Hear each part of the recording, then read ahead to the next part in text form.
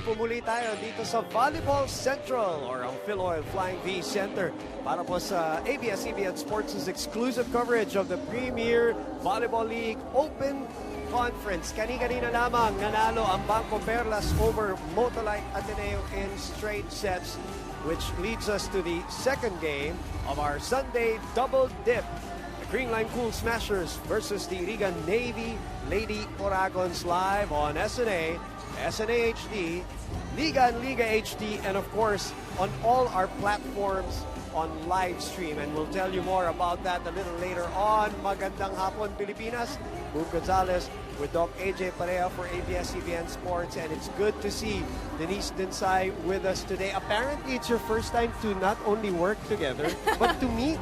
Is that true? Yeah, we were just introducing a while ago nga eh. And just for the fact that my last playing year in the UAAP, elementary pa siya. Oy, teka. On that note, I think we're all ready. Sana ready na rin kayo. Tara, game!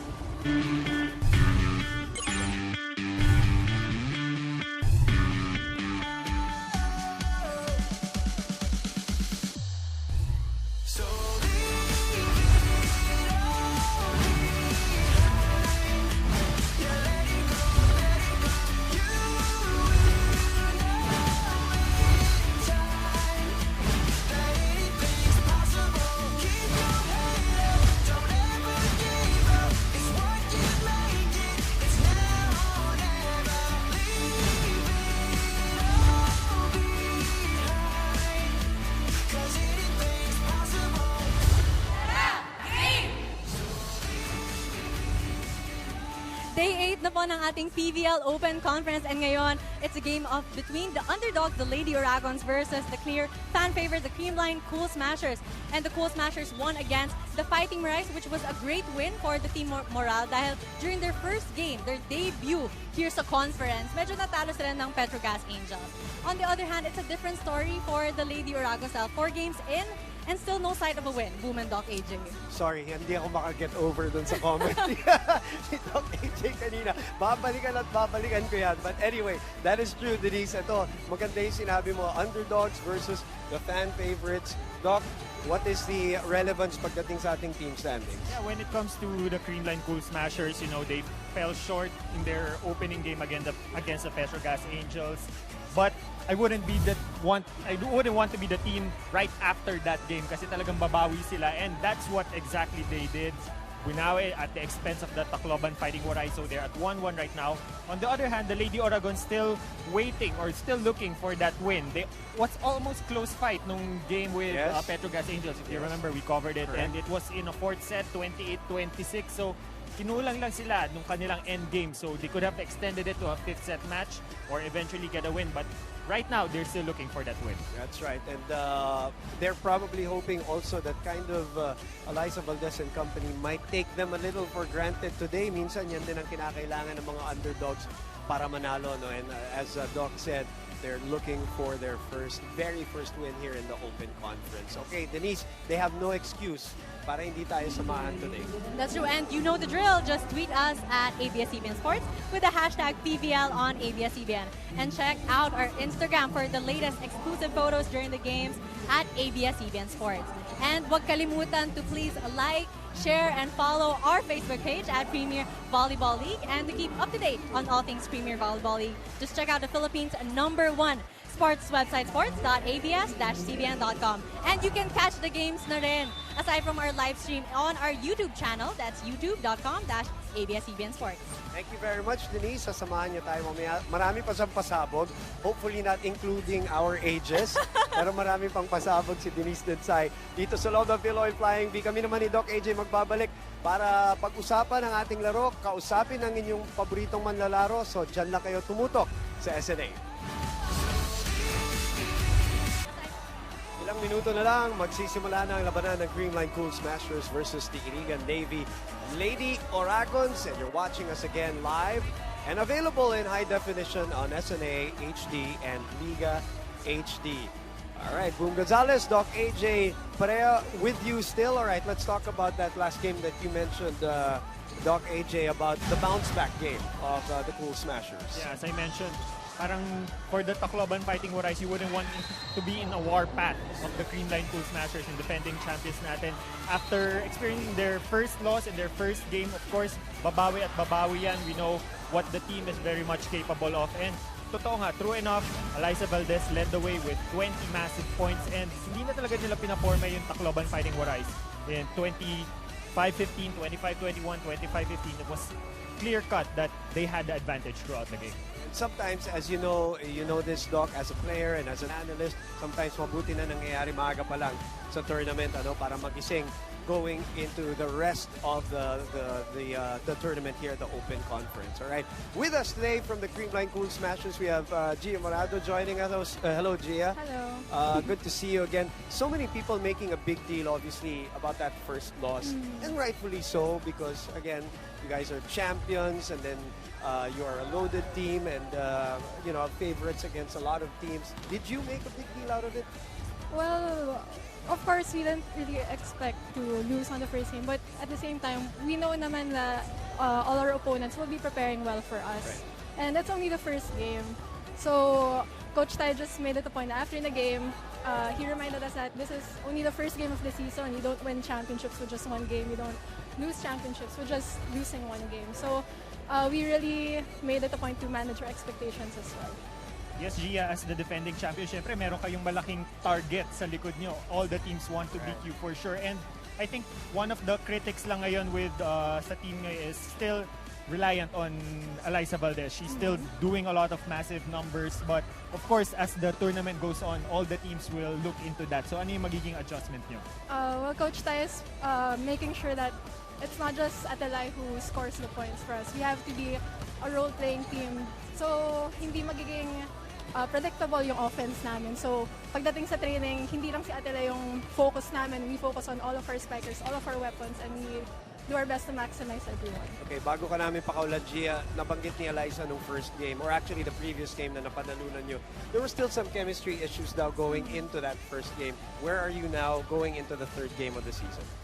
Well, after the win last game, I think we're doing better. Coach Tai is telling us that we're improving every game, every training, and he's expecting us to go nowhere but up naman for now. And tinatry namin yung best namin to also keep ourselves grounded and to always make room for improvement every game. All right. Good luck with the game today. Thank Stay you. healthy, and we'll talk to Gia, and we'll see her game and her play in a bit against the Lady Oragons little later on, just a few minutes. But let's look at the numbers from the last game for Gia Morado. What is the value? And it's a question that we always ask about Gia, but now in this stage of her volleyball career, what is her value with the Cool Smashers? Yes, we all know that si Gia naman talaga is one of the best setters here in the country. She's very unpredictable, tapos maganda yung ball distribution niya, especially with her fast plays. And yun nga, yung just critic of yung si Eliza Valdez is still doing a lot of the numbers for the Creamline Cool Smashers. Right. So if it's something that other teams will really look into, that could be a liability for them moving on. But as Gia said, they're trying to maximize everyone in their training, so let's see how will that play out. Sige, marami pa akong gusto itanong kay Doc AJ about Gia Morado, but we'll of course do that in the course of the game. Pag-usapan natin yung kanilang makakalaban natin ng Creamline Cool Smashers today. Doc, you and I had the privilege and the fortune of doing that last game. Walk us through it. What happened in that game? Yeah, as you remember, throughout the match, throughout that 4-set match, seesaw battle early on, going into the set, tapos by midway, magtatay sila at 16 usually. Tama. Tapos at that point, 1-2 lead lang by both teams. Tapos whoever does or whoever is more consistent after the 20th point mark, that's the one who will get the set. Usually in that case, it was the Petrogas Angels. But hindi rin nagpahuli. At some point, nabuhay yung Iriga. Tapos at that point, nakukuha nila yung set. But it's just that in the fourth set, 28-26, nagkaroon ng magandang shuffling si Coach Jerry. Nagpasok siya ng new players that weren't expected to produce some points for the Petrogas Angels, especially yung gitna, si Musa. Right. Yan, Acústico. And yun, they were unchecked and they were the ones who delivered the game for the Petrogas Angels. Ganda ng bunot ni Coach Jerry in that last game, at makakasama naman natin para to explain from their side what happened in that last game. Florence Madulid from the Navy Lady Oragons na maganda ang ipinakita nung last game na yun. Florence, thank you very much for joining us. Unang-una, dun sa dulo, no, nagkakaproblema, bumitaw dun sa last game in the last 2 sets. Para sa iyo, anong nangyari? Yun yung actually nagiging problem namin this last 4 matches namin. Talagang parang nakukulangan kami sa dulo. But now we're working out on it naman. And for the past 4 matches namin, pataas naman po yung laro namin. Yun. Kaya ngayon talagang endurance din talaga yung hinahabol namin. Yeah, maganda yung point niya na pataas yung laro kasi at that match, tatlo sila, all the wing players, si Madulid, si Bombita, and si Egia were actually producing a lot of numbers from the wings. So, yung kulang na lang is perhaps yung nasa gitna. So, ano yung nagiging adjustment niya sa training para at least yung mga nasa gitna will be in the picture na rin. Yung mga middles din namin, nag-overload din po kami sa blockings kasi parang din po kami nakukulangan kasi parang lagi po kami nalulusutan. Ngayon po, yun, nagpo-focus din po kami sa blockings pati na rin po sa depensa namin sa coverage po namin. Okay, sabi mo pataas yung laro, kailangan mataas na talaga today dahil alam naman natin kung sino mga kalaban nyo ngayon. Anong game plan against yung Cool Smashers sila Eliza Valdez today? Wala naman po, ang game plan po namin is to enjoy the game lang. Okay. Yun lang po. Kasi pag ina-enjoy mo yung game, no pressure, mas lalong lumalabas yung yung laro mo. Yun lang po. At hindi ako naniniwalang wala kayong endurance. Kayo pa, the Navy Lady Oragons, hindi mangyayari yan. Thank you very much, Florence. Welcome. Good luck. Good luck sa inyong laro ngayon. You mentioned, alongside Egia and Bombita, napakaganda nung pinakita nila that last game. Florence, madalas natin nabanggit yung kanyang pangalan in that last game. Yeah, actually, she's one of the more consistent players. Pag binigay sa kanya sa left wing, it's almost sure that she can hit the ball either as a point or a check out.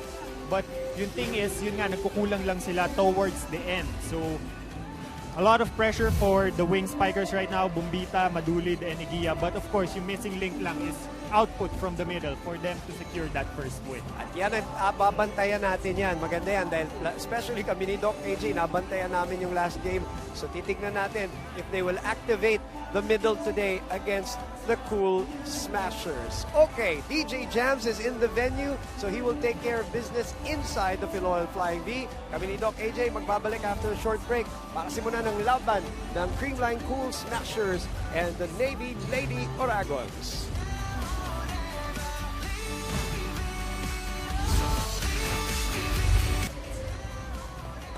Presenting our officials for this match.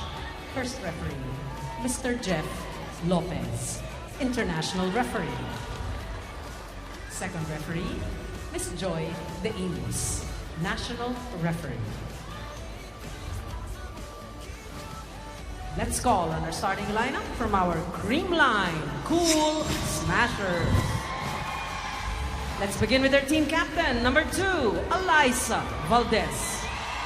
At number 5, Risa Sato. Wearing jersey number 7, Michelle Gumabao. At number 12, Julia Melissa Morado.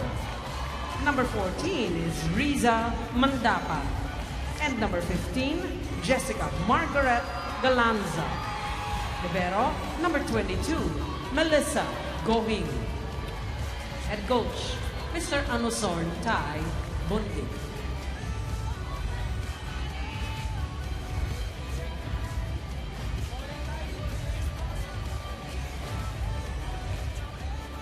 Calling on our Iriga-Navy Lady Oragons. Team captain is number 7, Graziel Bombita. At number 2, Seaman Second Class, Florence May Madulid. Number 8, Shaira Cabriana. Number 9, Seaman Second Class, Ezeme Acuna. Number 11, Nicole Shell Guiguyon. Number 16, Divine Egia, Seaman Second Class. Libero, number 15, Seaman Second Class, Mary Jane Diane Tikar. Head coach, Petty Officer 3, Edgardo Rusi. This is match number 16, preliminary round. And the best team wins. All right, the starting 6 for the Cool Smashers on your screens.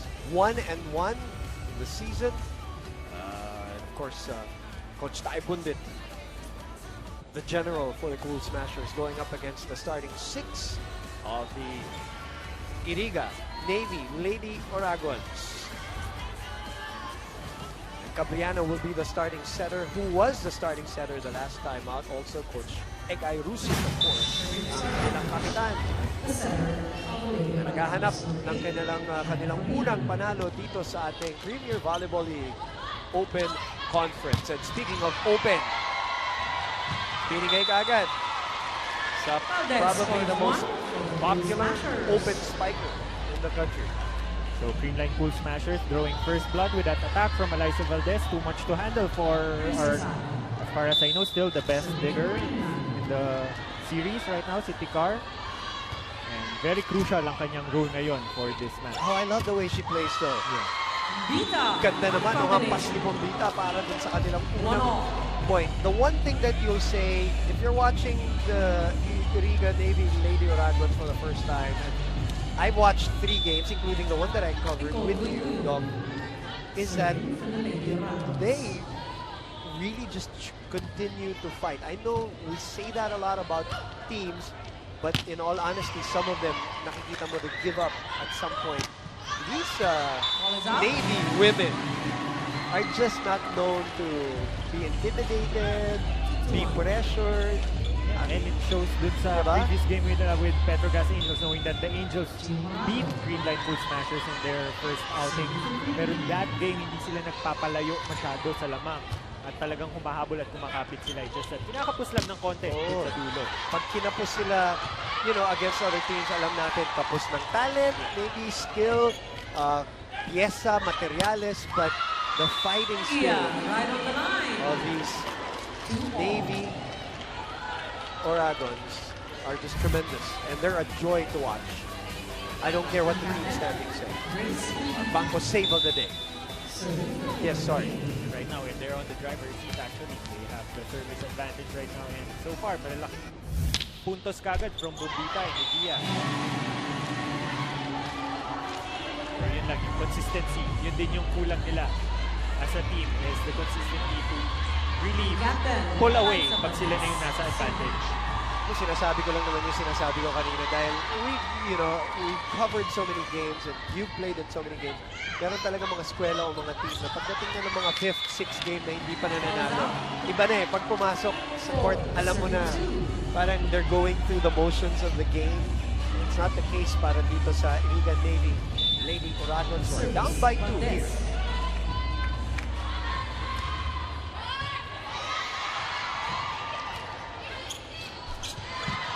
Another error there. 5-2.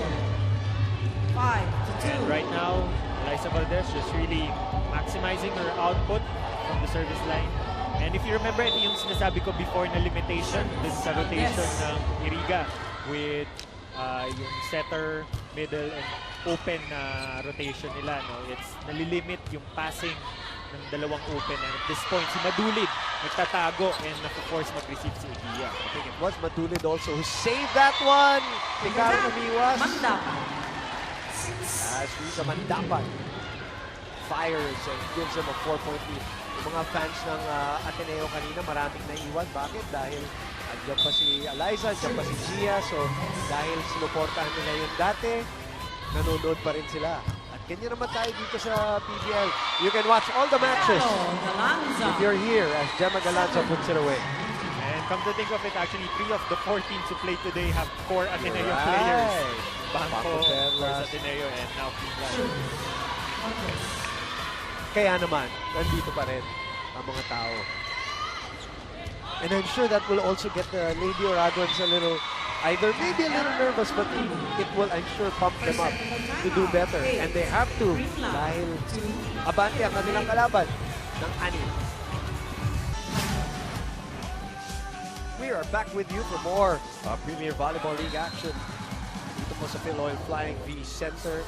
Ang laging masayahin and a very effective middle attacker, Risa Sato. What do you think about her game and her value dito sa Creamline? Now, what I like about Risa Sato is she's very masipag. No? You don't see a lot of fatigue factor in her, especially for a middle. She has to be running all the time for the quick plays. And even if she just contributed one block, at least there's much more room for her to bring those numbers up, especially yung tapat niyang middle is si Mandapat is a converted middle. So there's one thing na kailangan pa i-improve ng Creamline Cool Smashers, syempre yung middle play nila. You know, as much as she is always enjoyable and happy, I've also seen her in tears. You know, for the 2 straight years that they felt very disappointed and came up short sa kanilang UAP campaign. Ano? Masakit para sa kanya. Under 2 different coaches also. But pagdating sa mga bagong kampanya, bagong torneo, balik, saya. Ito si Lisa Sato as Michelle Gumabaw is wide on that attack. 8-3 ang ating talaan. Balik tayo kay Denise Dinsay. Boom and Dog AJ, konting backstory lang kay Vine Eguia. Yung nagsimula siya maglaro nung 16 years old dahil gusto niyang tulungan ang kanyang parents dahil sabay sila ng kanyang kapatid na mag-college. And para matulungan sila sa kanilang mga gastusin, talaga nag-apply siya ng volleyball scholarship sa Lyceum Laguna. And nung nakatapos naman siya ng college, nag-try out siya sa volleyball team, ng national team, at kahit hanggang 2nd round lang ang naabot niya, it paved the way for her to continuing volleyball in the commercial league. And as the saying goes, the rest is history. Back to you, gentlemen. Nice, thank you very much, Denise. Natakot ako dun sa unang report ni Denise. Baka benta na naman tayo. Well, so talk about Actually, age, 16 years old. Yeah, that's right. Actually, hindi naman siya nagbenta sa atin. Ikaw, Yeah. Yeah, when I asked her that when she graduated from college just recently, parang I realized I was done with med school and she's not yet even in Ateneo. And then sumabat po ako. So sinabi ko kay Denise, don't worry. I've covered AJ when he was playing volleyball. So we all know what that means.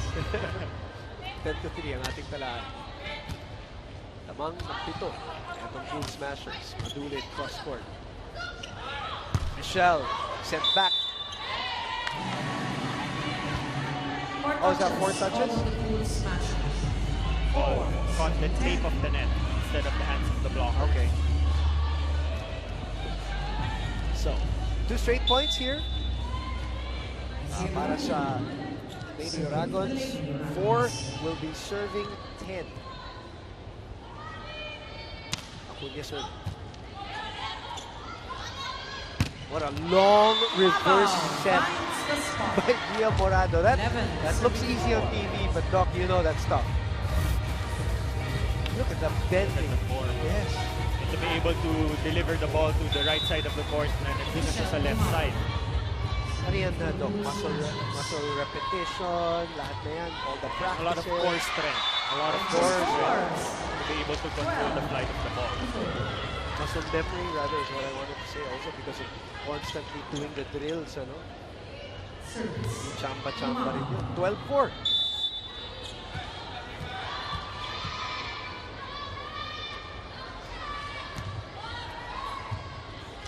Cabriana chooses Florence. Baba was there. Madulit. Off the blocker. Love the spirit of Florence Madulit. And that was, I was mentioning a while ago na si Florence Madulit, pag maganda yung bigay sa kanika Brianna, she can always or almost always score a point either with a kill or a swipe off the block.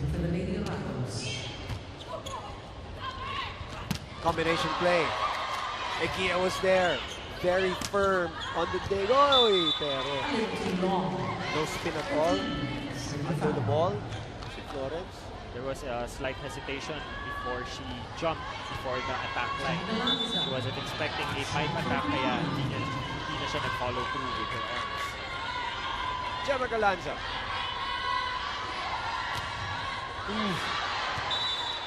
Tunog pa lang. And the point of contact, sa baba niya na na-contact. Coach Tai Bundin. Shira Cabriana. Shira Cabriana serves here. 6 serving 13. That's a good serve. Against a receiver. This off the hand of Tikar. Tikar could not handle it.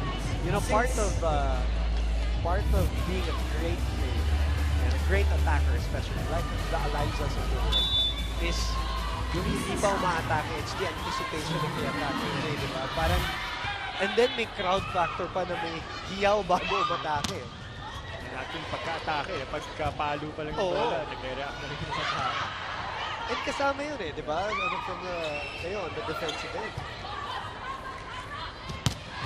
Valdez pounds On it in. 15. 56. Who was the best attacker you played against During my time, during your time? would be Henry Picanya from USC. Picanya. Henry Picanya. Actually, that team.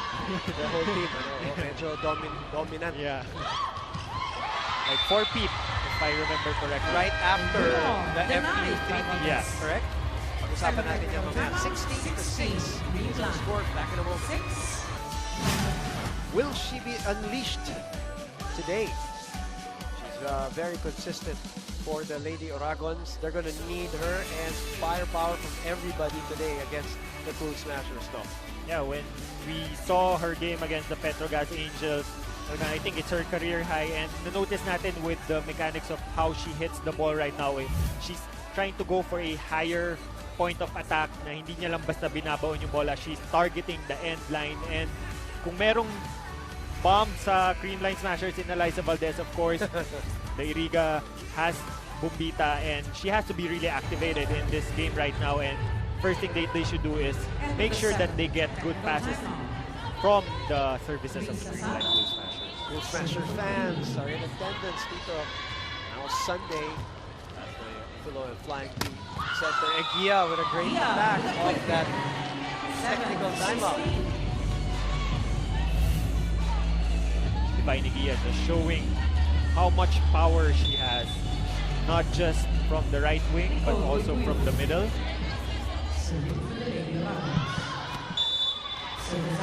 17-7 is our score. 17-7. Yan, bumabati kami sa mga lahat ng nanonood. As you see, the brain trust of Lady Oragons. On youtube.com/ABS-CBN Sports. It's the #1 website, sports website in the Philippines, sports.abs-cbn.com/livestream/PVL. PremierVolleyballLeague.com. Salamat sa inyong pagtutok sa amin, and of course ang Liga and Liga HD as Egia puts it away. So far, it's a Divine Egia show for Iriga, and she's being maximized by Gabriana with a lot of quick hits kasi yun yung formerly position niya. She's also very much effective in the right wing. One of the 3 players that Doc AJ singled out in the pre-game conversation earlier, Egia, Bombita, and of course, About Madulid. cross-court kill. Ikaw. 18. If you're a libero, it's also a great challenge for you to try to get that Eliza Valdez attack, isn't it? Yeah, Eliza Valdez, Bumabaw, Bumabaw, Galanza, you know, these ones are the heavy hitters from their UA 80 days. Unahin muna natin sa receive, ba?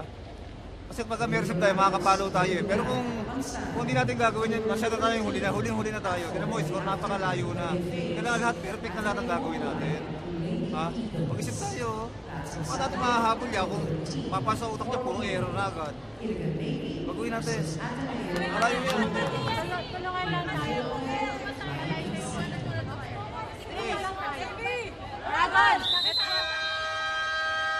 Yes. It has to be close to perfect at least from here on in as they are down by 10. Yeah, and yun lang yung talagang nakulang sa kanila in their game against Petrogas is the consistency. And that's what Coach Ega is looking for his team right now, especially they're down by 10 and Eliza Valdez is back on the service line. Tikar. Nice off speed. With a well shot. Changing the timing on that one for Egia because it really wasn't perfect anyway. Also, Gabriana will move out. Ramos and Mendoza will move in. Egia will also move out for Coach Egay Rusin. Over on the other side, Mel Gohing will go in for Kaya Atienza for receiving. And First I time, no? mentioned na wala siya before because she just recovered from a tonsil removal surgery. Oh, okay. Glad to see her back in harness. Hopefully she's cleared by the doctor To play. Doc, hope you're not watching. Substitution. Creamline, Alex Cabanos comes in to serve. Sato holds it back front line. Calanza, Mabao, heavy hitters really. Then you have Gia and Eliza.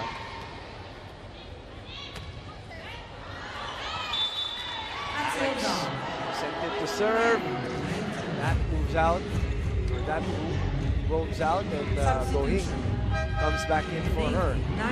Raterta will now come in for Acuña. Sato will gladly march out of the court. And Colleen Bravo checks in. I don't think anybody has been subbed out that can be that happy. How Lisa Sato was running. I'm being subbed out. Well, they have a comfortable lead Yes, right they now. do. And it's just really her personality. 19-11. Karamihan ng mga sinasab, medyo okay lang, or masakit, or malungkot. She's hopping. Says a lot about her, really. 11 serving 19. Eliza inited kay Morado. And Calanza gets it through. Calanza is just showing how very crafty she is at the left wing. She can adjust to almost any kind of set with her leaping ability.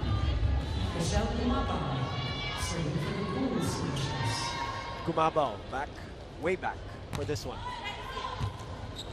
And it's over received. We're not going to allow that one, so it's 21-11 here in the first set. So far, Creamline Cool Smashers really just dominant from the service area, not giving a lot of opportunities for Navy, Iriga-Navy to set up their play.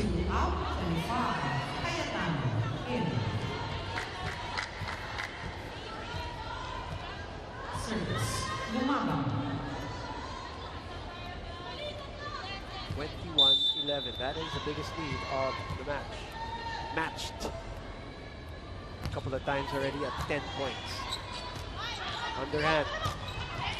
Dozel sends it over. Morado will go to the middle. And Bravo gets a point. They're 3 points away from the first set win. Phil Kainglet Cayetano also just checked in for the Cool Smashers. Ganito nandiyan na yun, di ba?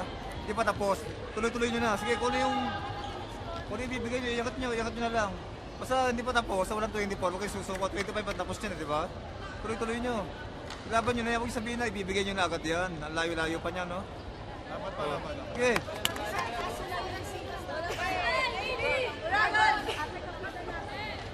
Coach Agay Rusit calling time to tell his team na as long as hindi pa tapos, they should build momentum. At least thinking forward, moving on into the second set, they should build momentum as early as now. There's Phil, who moonlights as an analyst here for the PVL with us. And a full-time mom. And no, that is the #1 job description. Mamathlete. Oi! Finding the line. Set point. 23-11. This time, better hit. Hopefully, Bravo.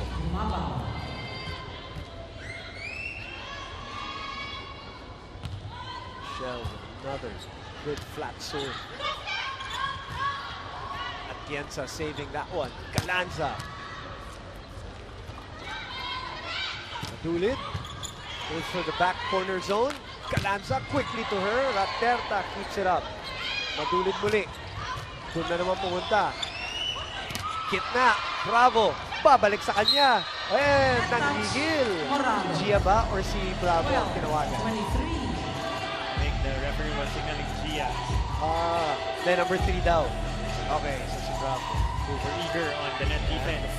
Gigil. Alam na alam mo yan. Dok, decision mo yan. Yeah, syempre, after hitting and hindi mo napatay yung bola and it's just in your face in the net, of course, you would want to put the ball down. Adjustment by Gemma in mid-air. Nagkagulo po ang Lady Dragons. So that means get the set point. Check that kanina, hindi pa pala set point. That was only 23, so I stand corrected. It's 24-12 now. The Lady Oragons just really scrambling, trying to find their groove in the court. And the Cool Smashers was taking advantage of it. Icar, Ramas, sa kabila dinala, Bombita trying to swipe it. Phil, unable to put it away, hinapol ni Raterta. Calanza opens up to Phil again. They get the point. Talking about the Lady Oragons, they continue to fight here in the first set as Divine Gia comes back. Shira Cabriana will come back too. They need Gia there in that front line. Last gasp of air here in the first set para sa Lady Oragons.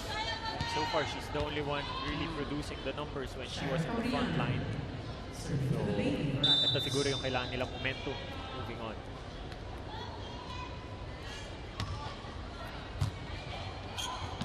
Napaluhod si Gia. Pagkakataon para sa Navy. Oh, and Gia, yung kanyang cross-court medyo malakas. Which gifts the Cool Smashers with the first set of this second game of your Sunday doubleheader.